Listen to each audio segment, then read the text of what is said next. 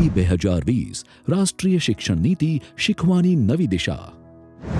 जब स्टूडेंट्स को ये भी स्वतंत्रता होगी कि अगर वो कोई कोर्स बीच में छोड़कर दूसरे कोर्स में प्रवेश लेना चाहे तो वो कर सकते हैं। શું થયું કેમ આટલો ઉદાસ છે? મને હવે મારો મેજર વિષય ઇકોનોમિક્સ બહુ બોરિંગ લાગે છે યાર. એટલે મારે તો હવે એકાઉન્ટ્સને મારો મુખ્ય વિષય તરીકે રાખવું છે. હા તો બદલી નાખ ને દોસ્ત.